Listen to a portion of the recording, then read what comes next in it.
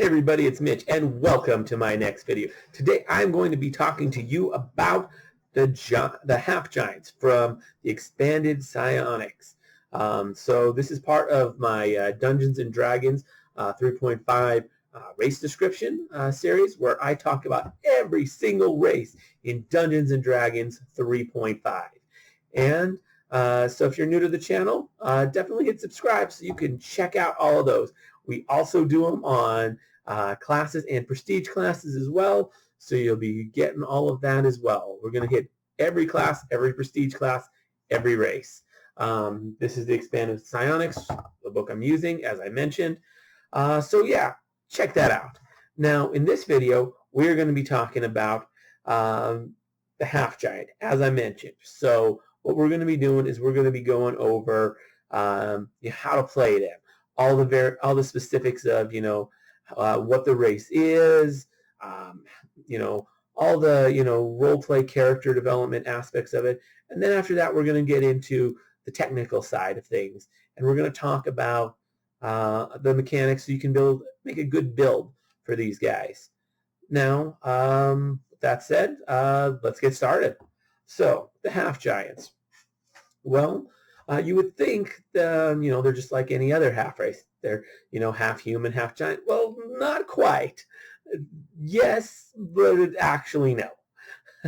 That classic meme there. Don't know how to edit, so that probably won't be in the video. Anyways, so basically these guys are actually, they were forcibly bred in order to, so basically a group, they don't really specify who, forcibly bred humans and giants in order to build soldiers and workers.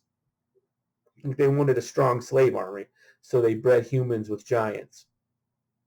And that's how they came about. And because of that forced breeding, they gained a small amount of psionic power. Just naturally, it's just built into the race. The race, yeah, you wouldn't think it had such a dark past to it, but yeah, it does. Now, half giants aren't particularly resentful of this, though. It's a fact that that's how they came about, but they gained their freedom and they kind of moved on. So it shows a certain level of resilience to be able to do something like that. They're let's see, personality. They're very human-like. They have a lot of typical human characteristics. The ambitions of humans, the curiosity of humans. They're very human-like. Physically, they're very big. They look like giant children. Like they're big, and a lot of people are uneasy around them because of that. Relations, they get along with most people. They get along pretty well with all sorts of other races. A lot of other races are uneasy around them at first, but they have no issue with the other races, and they do their best to assimilate. They're generally good aligned, so that's pretty nice. They don't have really lands. Well, they have some lands of their own. They've actually settled down into another desert. So after being enslaved and forcibly bred and created in the desert, they won their freedom and moved to a different desert. Probably because it just was more familiar. Like they're used to the desert climate because of that. So yeah, they really don't like religion. Most half giants are very anti-religion. It's just something that they really, really hate. They normally have enough tact to not go up to the cleric in the party and be like, yo, shut up. Like they'll keep their mouth shut. But that's mainly because they respect this other character, and they're not going to just be dissing on something he believes firmly in. Yeah. Whereas, and this is just a general rule. It's not like a hard, fast rule. Like every half giant hates religion. No, some are clerics. It's not unheard of. It's unusual, but it's not unheard of. They speak common. They'll often learn other languages. They're given a name at birth, but that's not really the name they go by.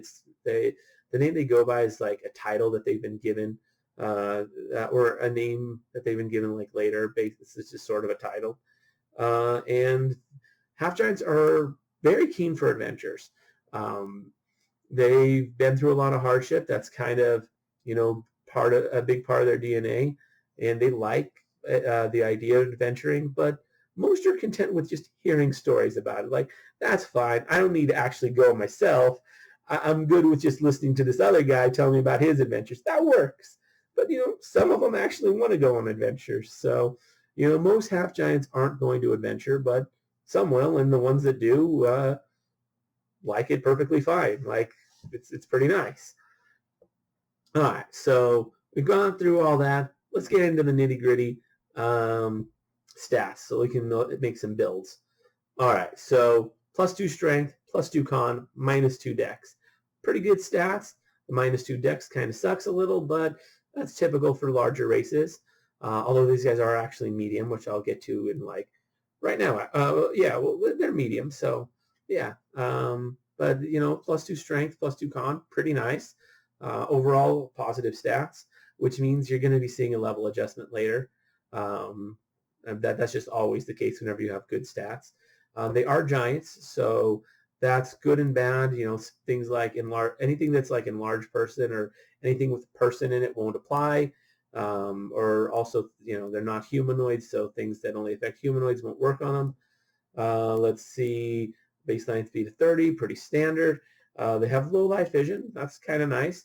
They're able to see in dimmer terrains more easily. That can be useful. Fire acclimated, so they'll get a +2 on any saving throw against any sort of fire spell or fire effect. So like someone casts fireball on you, well, you get a +2 to your reflex save. That's a pretty common spell. A lot of the best spells actually are fire, so that's pretty nice to get that +2 on your saves. They get powerful build, which is really good. Also another reason why you're going to see a level adjustment, because powerful build is really, really nice. It lets you count as large for everything that's good, whereas counting as medium for everything that it's better to be medium for. So, things like, bull rush and, and what size weapon you can carry, you're large effectively. But when it comes to a C modifier, your attack modifier, your, escape artist check, you're medium. So no pluses or minuses. Whereas you get the pluses for being large on all the other stuff. So pretty nice, because if actually being large would give you minuses on those other things. So that powerful build can be really, really nice. Especially in campaigns where magical items aren't super easy to come by. Now, they also are naturally psionic. So being naturally psionic, they do have, they get 2 power points, not a huge deal. They're also able to cast Stomp once per day. Manifest Stomp, it's a psi-like ability. So that's pretty nice. Manifestor level is equal to half their HD, minimum 1. Automatic languages of Common with bonus languages of Draconic, Giant, Null, and Ignan. So that's interesting. Draconic, okay, cool. Giant, obviously. A little surprised that's not an automatic. Null and Ignan's kind of a surprise, but not really, especially with the fire acclimated. And favorite class of Psychic Warrior. Interesting one there. And, of course, +1 level adjustment, which isn't bad. All things considered, a 1 level adjustment is pretty good. I mean, you've got powerful build and better than neutral stats. So you're going to have at least a +1 with those things involved. And it's only a +1. So that's pretty solid. So what do I think about this build, about this race? Well, it can be quite useful. The level adjustment's a little bit of an issue. It's going to put you a level behind on everything. But, if you're going to be playing a build, particularly a physical type build, this might not be a bad option that extra strength and constitution can be quite useful. That extra con will to some extent make up for the lost HD. So, you know, you're going to have one less, chance to get health, but you're going to get effectively one more health for every level. So over time, that'll kind of make up for it a bit. So that's nice. Let's see. There's also the fact that you can buy off level adjustments. There is a way to do that. Not every DM will let you, but if they do, that makes this even better. Now, one race that this is very similar to would be the Goliath, which I have done another video for if you want to check that out. I'll eventually put a link for that in the description, probably. The description or card or something. Anyways, so you have the fact that so they are similar to that. I mean, what with the overall positive stats, the +1 level adjustment, and powerful build. These are things that both races have. So they are very similar in that regard. For a lot of the points, the Goliath would have an edge. But these guys are close, and there's flavor. Also, if you're doing a build and you want to have like a few levels of Psychic Warrior, this one might, the Half Giant might prove superior just because that's their favorite class. It's not very common to have Psychic Warrior as a favorite class. You're not going to see it much outside of psionic books, really. So that's a thing. If that's something you were going for. Yeah, that's mostly all I have with these guys. So if you guys want to tell me what you guys think, I'd love to hear from you guys in the comments below. Always love reading your comments. I do my best to respond to every single one of them.